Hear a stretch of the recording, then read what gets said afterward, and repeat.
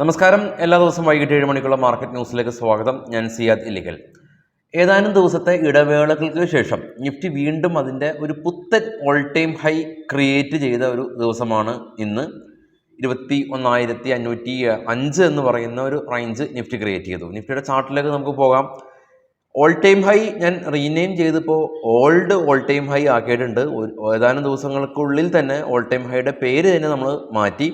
അതിനുശേഷം ചാർട്ടിൽ നോക്കുക, അതേ ലെവല് അത് ബ്രേക്ക് ചെയ്ത് 21,505 ഇന്ന് ക്രിയേറ്റ് ചെയ്തിട്ടുണ്ട്. ഇൻട്രാഡേ ലോയിൽ നിന്ന് ഒരു 168 പോയിൻറ്റിൻ്റെ ഒരു റാലിയൊക്കെ നിഫ്റ്റി ഉണ്ടാക്കിയിട്ടുണ്ട്. കുറച്ചധികം വോളറ്റൈലായിരുന്നു ഇന്ന് മാർക്കറ്റ്. കഴിഞ്ഞ ദിവസം ക്ലോസിങ്ങിൽ നിന്ന് 34 പോയിൻറ്റ്, സെൻസെക്സ് 122 പോയിൻറ്റ്, ബാങ്ക് ഫ്ലാറ്റായ രീതിയിൽ ട്രേഡിംഗ് അവസാനിപ്പിച്ചു. നിഫ്റ്റിയിൽ Coal India, Nestle, NTPC, Tata consumer product, Cipla തുടങ്ങിയ കമ്പനീസ് 1.5 മുതൽ 5.5% വരെ റാലി രേഖപ്പെടുത്തി. നെസ്ലയ്ക്ക് അവരുടെ സ്റ്റോക്ക് സ്പ്ലിറ്റ് ന്യൂസുകളുണ്ട്, നമ്മൾ ഓൾറെഡി ഡിസ്കസ് ചെയ്തിട്ടുള്ളതായിരുന്നു. ഇന്ന് പ്രോഫിറ്റ് ബുക്കിംഗ് ആയിട്ടുള്ളത് Adani port, hero MotoCorp, SBI life, Wipro, Adani enterprises തുടങ്ങിയ കമ്പനീസാണ്. നമുക്ക് വിശദമായിട്ട് മറ്റുള്ള ഡീറ്റെയിൽസ് എല്ലാം തന്നെ ഷെയർ ചെയ്യാം.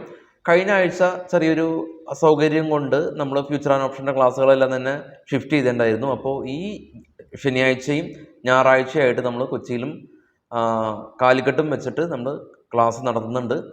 കൂടാതെ തന്നെ ഇനി മുതൽ നമ്മൾ ബേസിക് സ്റ്റോക്ക് മാർക്കറ്റിൻ്റെ കോഴ്സും നമ്മൾ സ്റ്റാർട്ടായിട്ടുണ്ട്. അപ്പോൾ ഇതുവരെ മാർക്കറ്റിൽ പുതിയതായിട്ട് ന്യൂസ് കേൾക്കുന്ന ആളുകൾ ഉണ്ട് എങ്കിൽ, ഇതുവരെ മാർക്കറ്റിൽ ഡിമാറ്റ് അക്കൗണ്ട് എടുക്കാതെ സ്റ്റോക്കുകൾ വാങ്ങാത്ത ആളുകൾ നിങ്ങളുടെ സുഹൃത്ത് വലയങ്ങളിലുണ്ടെങ്കിൽ തീർച്ചയായിട്ടും നമ്മളെ ബന്ധപ്പെടാം.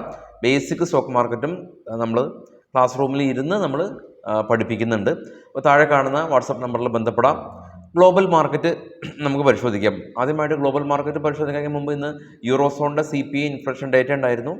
അപ്പോൾ CPI ഇൻഫ്ലേഷൻ ഡേറ്റ കംഫർട്ടബിൾ ആയിട്ടുള്ളൊരു റേഞ്ച് വന്നു. 2.9 നിന്ന് 2.4 ഫോൾ ആയിട്ടുണ്ട്. യൂറോസോണിൻ്റെ CPI ഇൻഫ്ലേഷൻ ഡേറ്റയാണ് വന്നിട്ടുള്ളത്. ഗ്ലോബൽ മാർക്കറ്റിലേക്ക് വരുമ്പോൾ ഏറ്റവും ടോപ്പിൽ കാണാം gold $2026 per ounce. Indian rupees dollar എന്നതിന് 83 രൂപ 08 പൈസ. Brent oil 78.07. Australia, China, Korea, Japan മാർക്കറ്റുകളെല്ലാം തന്നെ ഗ്രീനിൽ ട്രേഡിംഗ് അവസാനിപ്പിച്ചു. ജർമ്മൻ, UK, ഫ്രാൻസ് മാർക്കറ്റുകളെല്ലാം തന്നെ ഫ്ലാറ്റാണ്. ഇതിൽ ജർമ്മൻ മാർക്കറ്റ് പോസിറ്റീവാണ്. ബിറ്റ്കോയിൻ $22,559 ശക്തമായ ഒരു റാലി രേഖപ്പെടുത്തി 43,000 റേഞ്ചിലേക്ക് എത്തി നിൽക്കുന്നുണ്ട്. ഇന്ത്യ വിക്സ് ഇന്ന് സ്ലൈറ്റ്ലി ഫോളായി 13.86. ഡോ ഫ്യൂച്ചർ ഫ്ലാറ്റായ രീതിയിലാണ് ഇപ്പോൾ ട്രേഡിങ് തുടരുന്നത്. ഗ്ലോബൽ മാർക്കറ്റ് നമ്മൾ കണ്ടു. ഇനി നമുക്ക് ഓപ്പൺ ഇൻട്രസ്റ്റുകൾ നോക്കാം. നിഫ്റ്റി ഡോട്ടഡ് ആണ് നിഫ്റ്റിയുടെ സ്പോട്ട് ഉള്ളത്. 21,453 എന്ന് പറയുന്നതാണ് നിഫ്റ്റിയുടെ സ്പോട്ട്. അതായത് സ്പോട്ട് എന്ന് പറഞ്ഞു കഴിഞ്ഞാൽ നിഫ്റ്റി എവിടെയാണോ ട്രേഡ് ചെയ്യുന്നത് അതാണ് നിഫ്റ്റിയുടെ സ്പോട്ട് എന്ന് വിളിക്കുന്നത്. റെഡ് കളർ കാണാം, അത് പുട്ട് ഷോർട്ട് ചെയ്ത ആളുകളുടെ എണ്ണത്തെയും, ഗ്രീൻ കളർ കാണാം, അത് കോൾ ഷോർട്ട് ചെയ്ത ആളുകളുടെ എണ്ണത്തെയും സൂചിപ്പിക്കുന്നു. അതിനർത്ഥം ഈ റെഡ് കളറ് കാണുന്നത് എവിടെയാണ്? 21,450 തൊട്ടിപ്പുറം 21,500. അപ്പോൾ അതിനർത്ഥം 21,500 അപ്പുറം മാർക്കറ്റ് പോകില്ല എന്ന് ഒരു കൂട്ടം ആളുകൾ പറയുമ്പോൾ, തൊട്ട് താഴെ തന്നെ 21,400 താഴെ പോകില്ല എന്നും ഒരു കൂട്ടം ആളുകൾ പറയുന്നു. അതുകൊണ്ട് ഈ ഒരു റേഞ്ചിനുള്ളിൽ മാർക്കറ്റ് കൺസോൾഡേറ്റ് ചെയ്ത് നിൽക്കുന്നു. ഞാനിത് വിശദമായിട്ട് പറയാൻ കാരണം, നമ്മൾ പറയുന്ന ചില ടെക്നിക്കൽ വേർഡുകൾ ആളുകൾക്ക് മനസ്സിലാവുന്നില്ല എന്നൊരു കമൻറ്റ് കണ്ടു. അപ്പോൾ അതുകൊണ്ടാണ് ഇത്രയധികം ഇൻഡെപ്തായിട്ട് നമ്മൾ പറഞ്ഞിട്ടുള്ളത്. അപ്പോൾ ഇനി മുതൽ നമ്മൾ മനസ്സിലായി എന്താണ് ഓപ്പൺ ഇൻട്രസ്റ്റ് എന്ന് മനസ്സിലായി, എന്താണ് റെഡ് കളർ അത് ഇൻഡിക്കേറ്റ് ചെയ്യുന്നത് എന്താണെന്ന് മനസ്സിലായി, എന്താണ് ഗ്രീൻ കളർ അത് ഇൻഡിക്കേറ്റ് ചെയ്യുന്നത് എന്താണെന്ന് മനസ്സിലായി. അപ്പോൾ ഇത് OI അനാലിസിസ് ആണ്, ഓപ്പൺ ഇൻട്രസ്റ്റ് അനാലിസിസ് ആണ്. ഇത് നമുക്ക് പല വെബ്സൈറ്റിലൂടെ നമുക്ക് പരിശോധിക്കാം. മാർക്കറ്റിൻ്റെ ഗതി നമുക്ക് അനലൈസ് ചെയ്യാം. നിഫ്റ്റിയിൽ ട്രേഡ് ചെയ്യുന്ന ആളുകൾക്ക്, ഈവൻ ഇപ്പോൾ സ്റ്റോക്കിൽ ട്രേഡ് ചെയ്യുന്ന ആളുകൾക്കായാലും തന്നെ, ഇപ്പോൾ ഇതിൽ റെഡ് കളർ കൂടുതലുണ്ടെങ്കിൽ അതിനർത്ഥം എന്താണ്? ആളുകൾ കൂടുതൽ ബെയറിഷ് ആയിട്ടുണ്ട്. ഗ്രീൻ കളർ കൂടുതലുണ്ടെങ്കിൽ ആളുകൾ കൂടുതൽ ബുള്ളിഷ് ആയിട്ടുണ്ട് എന്നാണ് അർത്ഥം. അത് കാൽക്കുലേറ്റ് ചെയ്യുന്നതാണ്. ഇത് നേരത്തെ കാണുന്ന സ്ക്രീൻഷോട്ടിൽ നിങ്ങൾ വീണ്ടും ചെക്ക് ചെയ്താൽ കാണാൻ സാധിക്കും. അവിടെ ഒരു PCR എന്ന് കാണാം. അപ്പോൾ PCRൻ്റെ ഫുൾ ഫോം ആളുകൾ ചോദിച്ചിട്ടുണ്ടായിരുന്നു. പുട്ട് കോൾ റേഷ്യോ ആണ്. അപ്പോൾ PCR കൂടുതൽ ആകുന്നത് മാർക്കറ്റിൽ ബുള്ളിഷ് ആണെന്നും കൂടി വിലയിരുത്തപ്പെടുന്നുണ്ട്. അപ്പോൾ ഇനി നമ്മളത് ഇൻഡെപ്തായിട്ട് ഓരോ ദിവസങ്ങളിൽ PCR എന്താണെന്നോ അല്ലെങ്കിൽ OA എന്താണെന്നോ ഒന്നും പറയില്ല. അപ്പോൾ എല്ലാ ആളുകൾക്കും മനസ്സിലായിട്ടുണ്ടെന്ന് വിചാരിക്കുന്നു. ഇനി നമുക്ക് മറ്റുള്ള കാര്യങ്ങളിലേക്ക് പോകാം. FISൻ്റെ ഇൻഡെക്സ് ഫ്യൂച്ചറിലുള്ള ആക്ടിവിറ്റീസും ക്യാഷ് മാർക്കറ്റിലുള്ള ആക്ടിവിറ്റീസും നെക്സ്റ്റ് ഡേ മോർണിംഗിന് നമ്മൾ അപ്ഡേറ്റ് ചെയ്യും.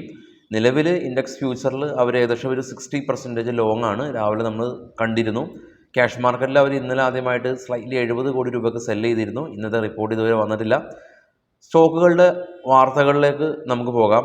ആദ്യമായിട്ട് ഉള്ളത് റിലയൻസിനെ സംബന്ധിച്ചുള്ള ന്യൂസാണ്. വിൻഫോൾ ടാക്സ് കുറഞ്ഞതും ന്യൂസിലാൻഡ് ബേസ്ഡ് ആയിട്ടുള്ള UBS എന്ന് പറയുന്ന ബ്രോക്കറിംഗ് സ്ഥാപനം റിലയൻസിനെ അപ്ഗ്രേഡ് ചെയ്തതും റിലയൻസിൻ്റെ സ്റ്റോക്കിൽ ഇന്ന് ഏകദേശം ഒരു 1.5% റാലി ഉണ്ടാക്കിയിട്ടുണ്ട്. അപ്പോൾ UBS ബ്രോക്കർ പറയുന്നത് റിലയൻസിൻ്റെ സ്റ്റോക്ക് ഏകദേശം ഒരു 3000 രൂപ വരെ പോകാം, അതായത് ഏകദേശം 20% വരെ പോകാം എന്നുള്ളൊരു പൊട്ടൻഷ്യൽ ഉണ്ട് എന്നാണ് സ്വിറ്റ്സർലൻഡ് ബേസ്ഡ് ചെയ്തിട്ടുള്ള ഈ ഒരു UBS എന്ന് പറയുന്ന ഒരു ബ്രോക്കറിംഗ് സ്ഥാപനം പറയുന്നത്. വേദാന്ത ആയിട്ട് ബന്ധപ്പെട്ടുള്ള ന്യൂസ് 3400 കോടി രൂപ വർത്ത് വരുന്ന ഫണ്ട് ഇവർ റേസ് ചെയ്യുന്നുണ്ട്. എങ്ങനെയാണ് ഫണ്ട് റേസ് ചെയ്യുന്നത്? ഇവർ നോൺ കൺവെർട്ടബിൾ ഡിബഞ്ചേഴ്സാണ് ഇവർ ഇഷ്യൂ ചെയ്യുന്നത്. എന്താണ് നോൺ കൺവെർട്ടബിൾ ഡിബഞ്ചേഴ്സ്?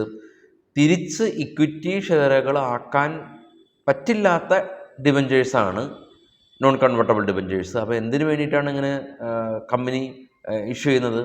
കമ്പനി അതിന് മേൽ ഒരു നിശ്ചിത ഇൻട്രസ്റ്റ് ആളുകൾക്ക് കൊടുക്കും, ആളുകൾ ഇത് വാങ്ങും, കമ്പനി ഫണ്ട് റൈസ് ചെയ്യും. അപ്പോൾ 3400 കോടി രൂപ ഇന്നലെ വേദാന്ത ഡിവിഡൻഡും പ്രഖ്യാപിച്ചിരുന്നു. NTPC സ്റ്റേറ്റ് ഗവൺമെൻറ്റിൻ്റെ അണ്ടർടേക്കിങ്ങിലുള്ള ഒരു പവർ ജനറേഷൻ കമ്പനിയാണ് NTPC.